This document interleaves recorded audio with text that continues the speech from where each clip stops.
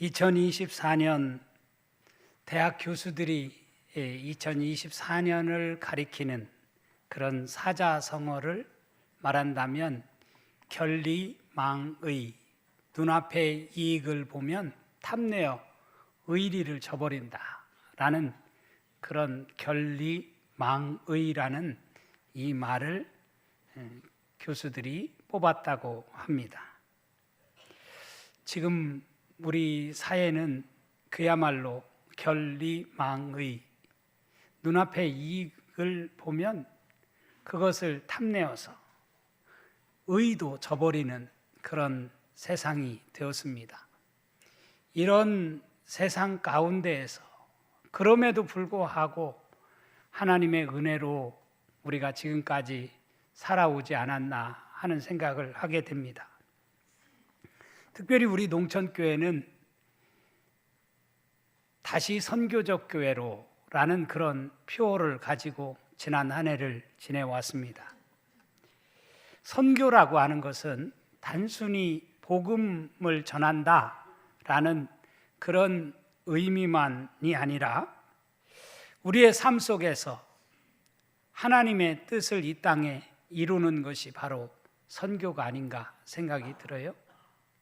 하나님이 원하시는 것, 하나님이 우리를 향해서 기대하시는 것, 하나님의 온전하신 뜻을 우리 가정 속에서 또 우리 사회 속에서 우리 국가 속에서 드러내는 것, 그것이 바로 선교가 아닐까 생각이 들어요.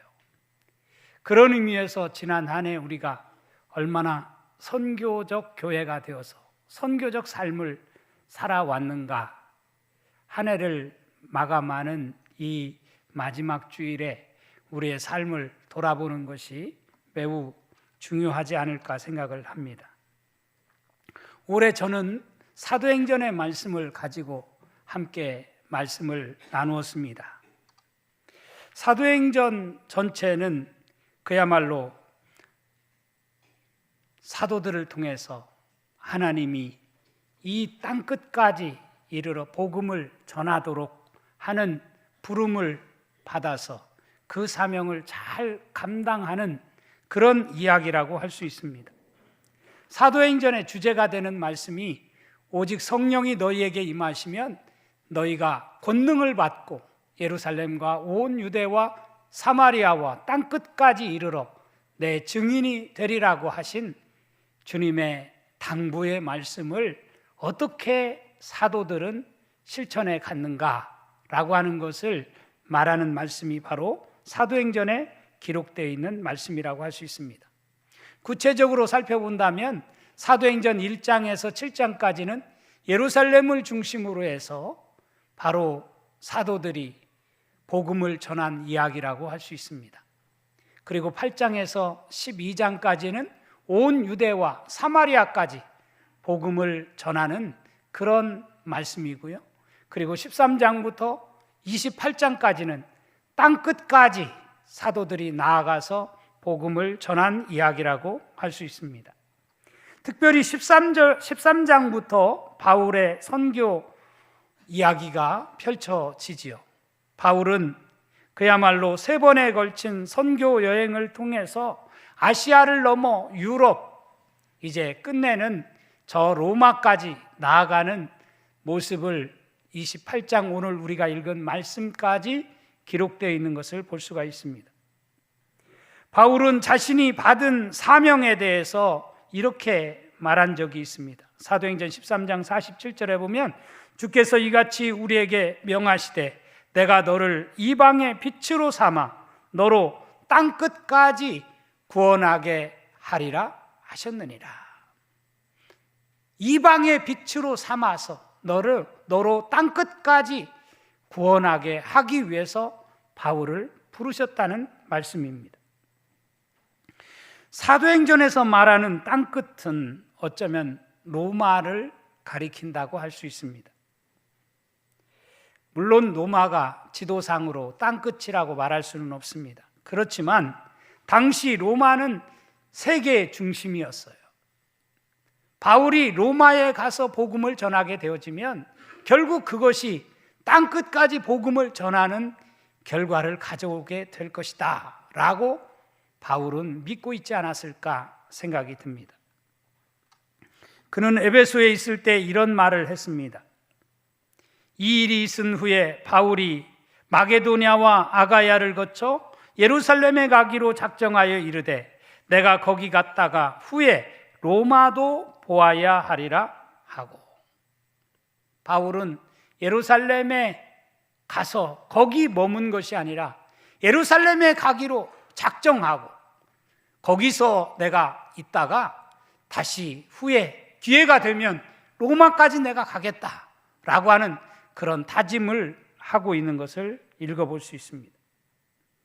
그러니까 바울의 목표는 예루살렘이 아니었다는 것입니다.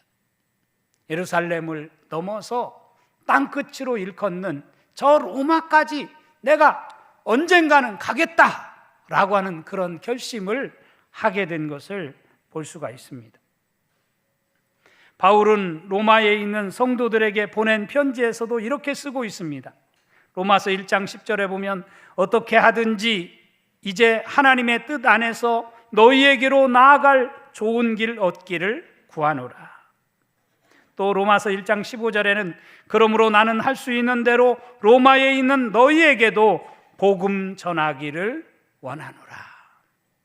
어떻게든지 자신이 이제 로마에 가서 저들을 만나 복음을 전하겠다고 하는 그런 부푼 꿈을 가지고 살았다는 증거입니다. 그렇다면 바울이 왜 그렇게도 로마에 가려고 한 것일까?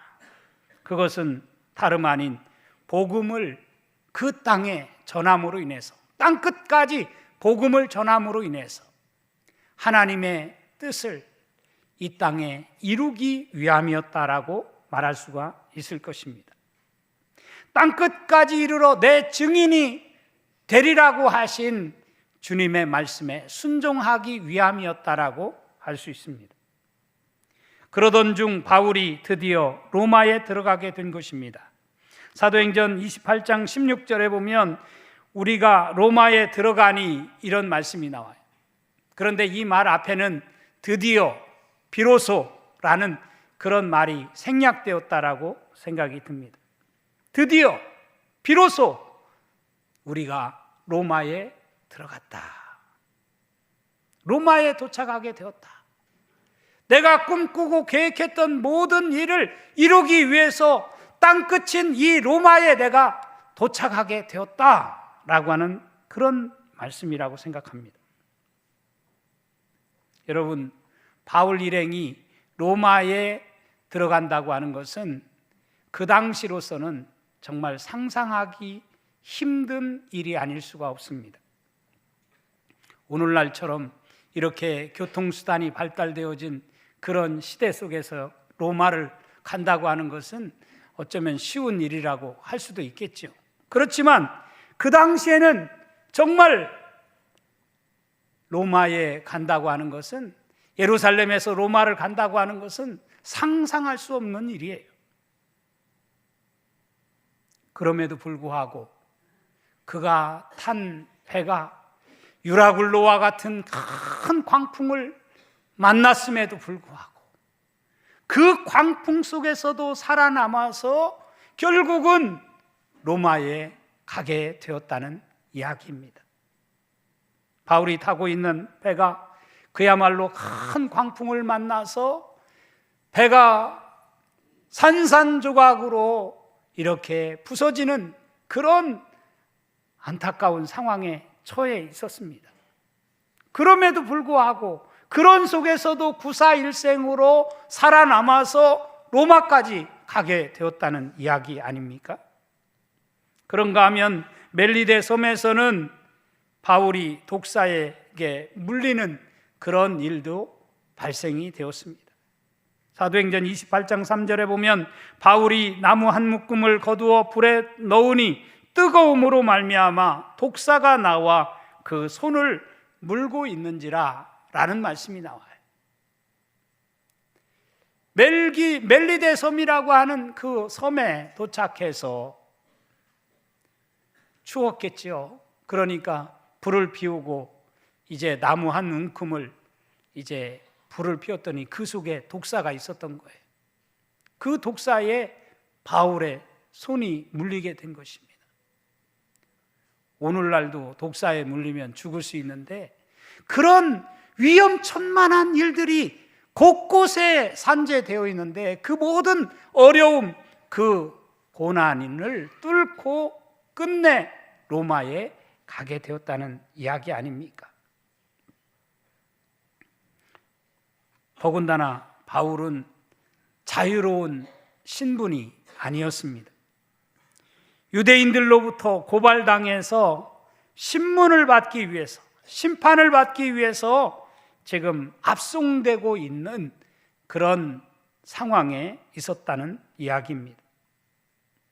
그렇지만 그럼에도 불구하고 하나님이 바울의 삶을 지켜주셔서 이런 바울이 로마에 무사히 도착하게 되었고 그곳에서 복음을 전하는 그런 장면이 사도행전에 나오는 마지막 오늘 우리가 읽은 이 말씀의 내용이라고 할 수 있습니다. 사랑하는 성도 여러분, 저는 이런 바울의 모습을 보면서 이렇게 해서 그야말로 복음이 오늘 우리에게까지 전해지게 되었다라고 하는 사실을 말씀을 통해서 깨닫게 되었어요. 그러니까 우리가 믿는 이 복음이 얼마나 정말 어렵게 해서 내게까지 전해지게 되었는가라고 하는 것을 우리가 알 수가 있어요. 어쩌면 바울이 정말 이렇게 해서 땅끝까지 나아가지 않았다고 한다면 과연 복음이 유대교의 틀에서 벗어날 수 있었을까? 기독교라고 하는 새로운 그런 종교로 온 땅에 전파되어서 나에게까지 이 복음이 들어올 수 있었을까? 라는 생각을 하게 되어져요. 그런 의미에서 바울의 공로라고 하는 것은 참 너무나 큰 우리 기독교의 1등 공신이라고 말해도 과언이 아닐 것입니다. 그러니까 기독교를 가리켜서 바울의 종교다라고 할 만큼 바울의 영향력은, 바울의 공로는 지대하다고 할 수 있어요. 오늘 우리는 사도행전 28장 23절 말씀부터 마지막 절까지 읽었습니다. 이 말씀은 바울이 로마에 머물고 있는 동안 어떻게 했는지를 우리에게 보여주는 좋은 중요한 말씀입니다. 한마디로 말해서 거기서도 여전히 유대의 높은 고위층 사람들을 청해서 그들에게 그리스도를 전하는 모습을 오늘 본문이 우리에게 말해주고 있습니다. 우리 23절부터 읽었는데 23절 말씀 다시 한번 같이 읽어볼까요? 시작. 그들이 날짜를 정하고 그가 유숙하는 집에 많이 오니 바울이 아침부터 저녁까지 강론하여 하나님의 나라를 증언하고 모세의 율법과 선지자의 말을 가지고 예수에 대하여 권하더라. 아멘. 저는 여기 아침부터 저녁까지라는 표현에 주목하고 싶어요. 얼마나 열정을 가지고 복음을 바울이 전했는가. 시간 가는 줄 모르고 아침부터 저녁까지. 우리는 1시간 예배 드리는 것도 길다고 생각이 드는데 바울은 아침부터 저녁까지 하나님 나라에 관한 복음을 저들에게 강론했다라고 말씀을 하고 있습니다. 그리고 구약에 나온 말씀을 가지고 율법과 선지자의 입으로 하신 이 말씀이 바로 예수에 관해서 전하는 말씀이다. 이것이 바로 복음이다 라고 하는 것을 저들에게 가르치면서 권했다라고 말씀을 하고 있습니다. 물론 그랬음에도 불구하고 이런 바울의 말을 믿는 사람도 있었고 믿지 않고 받아들이지 않는 그런 사람들도 있었다라고 하는 사실을 24절 말씀이 우리에게 말해주고 있어요. 그래서 바울은 이사야 선지자의 예언의 말씀이 바로 그대로 이루어졌다라고 하는 것을 25절부터 말씀을 하고 있지 않습니까? 또 30절에 보면 바울이 온 이태를 자기 셋집에 머물면서 자기에게 오는 사람을 다 영접했다고 하는 말씀이 나옵니다. 여기 영접했다는 말은 유대인이나 이방인이나 할 것 없이 다 바울이 셋집에 살지만 그곳에서 그들을 맞이해서 그들에게 하나님 나라에 관한 복음을 전했다라고 하는 그런 말씀이죠. 바울은 복음을 전하는 대상을 특별히 한정하지 않았다는 뜻입니다. 인종이나 민족, 지위, 성별, 나이, 재산 등 조건과 상관없이 누구도 차별하지 않고 저들에게 복음을 전했다라고 하는 뜻입니다. 하나님은 모든 사람이 구원을 받으며 진리를 아는 데에 이르기를 원하신다라고 하는 사실을 바울은 분명히 하고 있습니다.